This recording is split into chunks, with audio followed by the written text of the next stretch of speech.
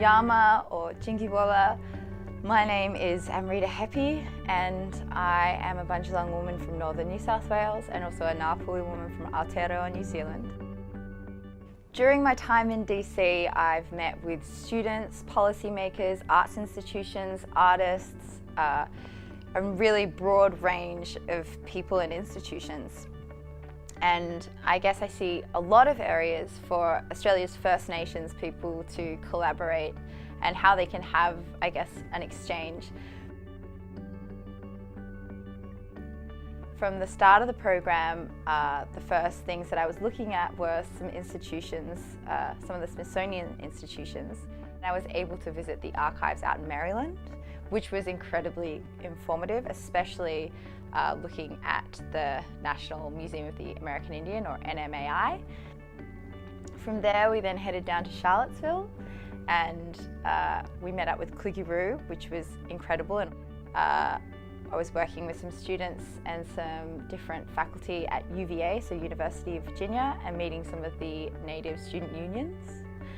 I've then also been talking to policymakers in the Department of Indian Affairs. I had the pleasure of teaching at Neville Thomas School, which is just, I would say, outside of DC. So yeah, it's been a whole mix of things. So I guess multifaceted, performing, learning, exchanging, and a really exciting time.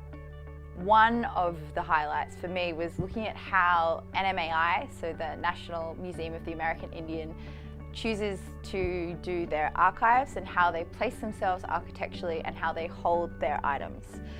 What was really impressive to me as a First Nations person was their consideration of other First Nations people and also to American Indians that would be entering the space in terms of their architecture and how things are set out, but also in terms of how they archive their collections and also to the way that their staff interact with visitors. They see themselves as facilitators rather than owners of these items, of these cultural items, and they're really interested in repatriation of them.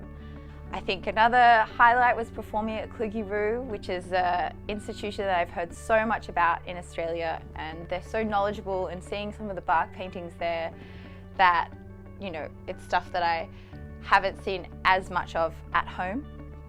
And then I guess connecting with some of the students at UVA was really, really informative, as well as just having access to these museums for free to kind of look around at.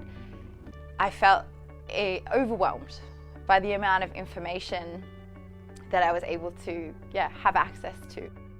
I've had a wonderful time over here, meeting different people, interacting with different institutions.